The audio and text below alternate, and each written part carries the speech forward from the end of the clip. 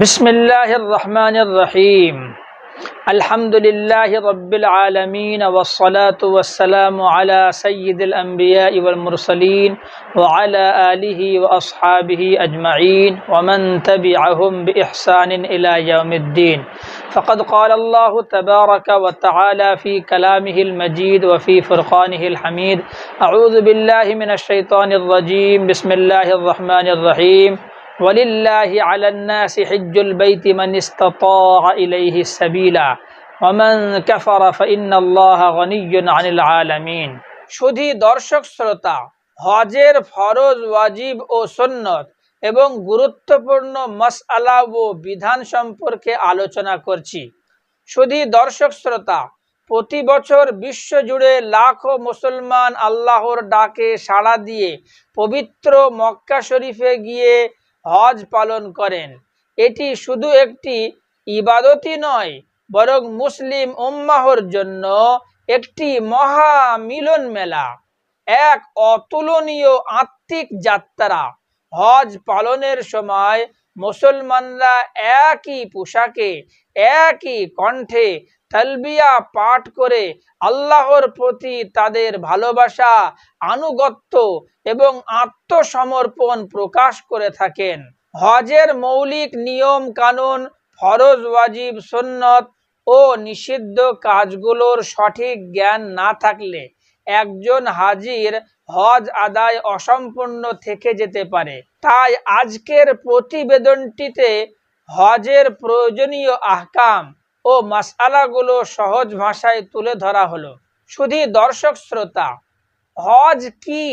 ইসলামী শরীয়তের দৃষ্টিতে নির্দিষ্ট সময়ে অর্থাৎ ৮ তারিখ থেকে ১২ই জিলহজ মক্কা ও তার আশেপাশের নির্দিষ্ট স্থানে কিছু নির্ধারিত ইবাদত পালনের নামই হজ।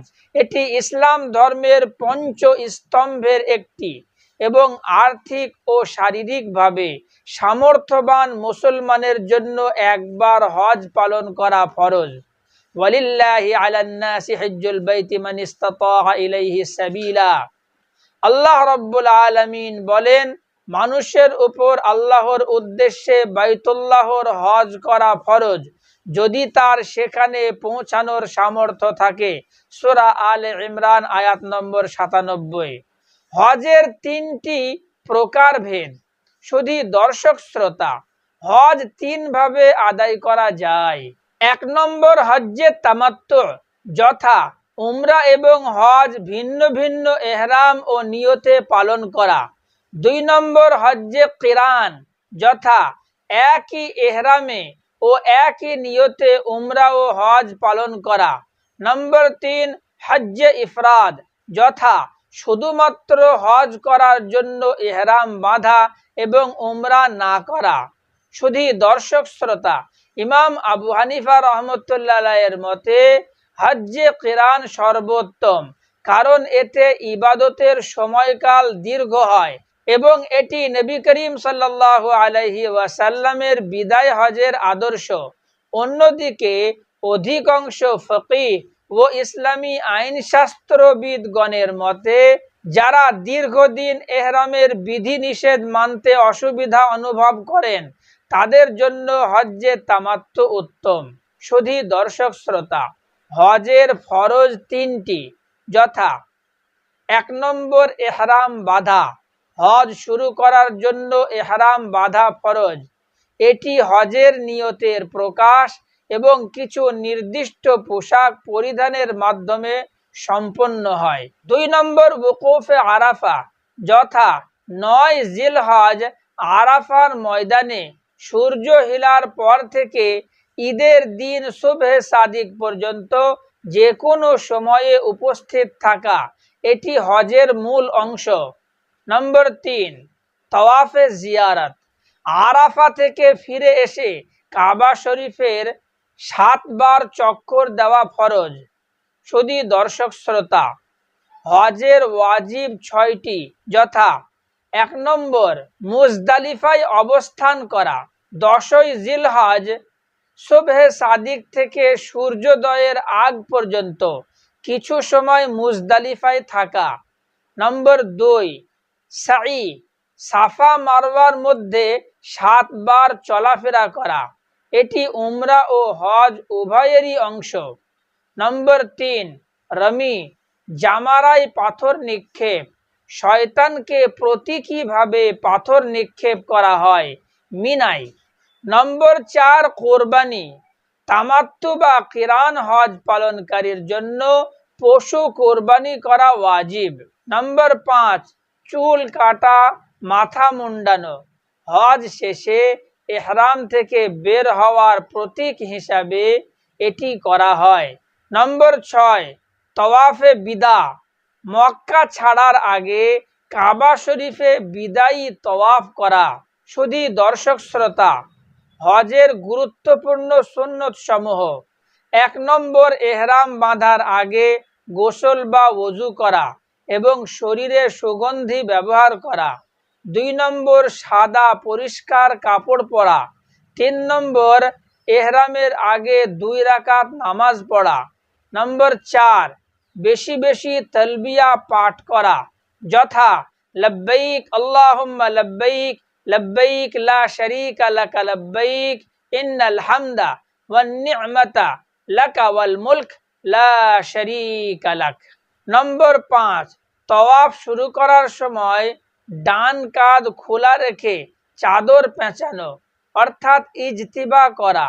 নম্বর 6, তওয়াফের প্রথম 3 চক্করে দ্রুত গতিতে চলা, অর্থাৎ রমল করা। নম্বর 7, মিনায় কোরবানির দিনগুলোতে রাত যাপন করা। নম্বর 8, মক্কায় অবস্থানকালে বেশি বেশি তওয়াফ করা। শুধু দর্শক শ্রোতা, ইহরাম অবস্থায় নিষিদ্ধ কাজসমূহ: নারী পুরুষ উভয়ের জন্য নিষিদ্ধ কাজ: 1 নম্বর, সুগন্ধি ব্যবহার করা। 2 নম্বর, নখ কাটা বা লোম উপড়ানো। 3 নম্বর, পশু শিকার করা। 4 নম্বর, মাথার চুল কাটা বা ফেলা। 5 নম্বর, ঝগড়া বিবাদ করা। 6 নম্বর, যৌন আচরণ বা সম্পর্ক করা। পুরুষদের জন্য অতিরিক্ত নিষেধাজ্ঞা: 1 নম্বর, সেলাই করা কাপড় পরা। 2 নম্বর, মাথা ও মুখ ঢেকে ফেলা। 3 নম্বর, টাকনু ঢেকে যায় এমন জুতা পরিধান করা। নারীদের জন্য নিষেধ সমূহ: 1 নম্বর, অলংকার পরিধান করা। 2 নম্বর, মুখ ঢেকে নিকাব পরা, অর্থাৎ পুরুষ থাকলেও মুখ ঢাকতে পারবে না। 3 নম্বর, হাত মোজা পরা। 4 নম্বর, উকুন মারা। শুধু দর্শক শ্রোতা, যেসব কারণে দম অর্থাৎ কোরবানি বা সদকা ওয়াজিব হয়: 1 নম্বর, ইহরাম ছাড়া মিকাত পার হওয়া। 2 নম্বর, ইহরাম অবস্থায় সুগন্ধি ব্যবহার করা। 3 নম্বর, শরীয়ত সম্মত নিষেধাজ্ঞা লঙ্ঘন করা। এ বিষয়ে নির্ভরযোগ্য আলেম, হজ গাইড বা অভিজ্ঞ মুআল্লিমের পরামর্শ নেওয়া উচিত। শুধু দর্শক শ্রোতা, হজ কেবলমাত্র আনুষ্ঠানিক রীতিনীতির বিষয় নয়, এটি আত্মিক পরিশুদ্ধির মাধ্যম, একটি প্রশিক্ষণ যেখানে মানুষ আত্মত্যাগ, ধৈর্য, সমতা ও একত্ববোধের শিক্ষা লাভ করে। সঠিক নিয়ম অনুসরণ করেই একজন মুসলমানের হজ পূর্ণাঙ্গ ও কবুল হয়। তাই হজে যাওয়ার আগেই অবশ্যই এসব ফরজ, ওয়াজিব, সুন্নত সমূহ ও নিষেধাজ্ঞা সমূহ ভালোভাবে জেনে নেওয়া উচিত। শুধু দর্শক শ্রোতা, একটি প্রশ্ন, যে হজ আদায়কারীর উপর হজ্জের এবং ঈদ উল আজহার 2টি কোরবানি অপরিহার্য নাকি একটি কোরবানি যথেষ্ট? উত্তর: বলাই বাহুল্য যে ইসলামের বিধান অনুযায়ী হজ্জে তামাত্তু ও হজ্জে কিরান উভয় প্রকারের হজ পালনকারীর উপর মক্কা শরীফের মিনা ময়দানে কোরবানির দিনগুলিতে হজ পালনের কৃতজ্ঞতা স্বরূপ একটি কোরবানি করা ওয়াজিব বা জরুরি কর্তব্য।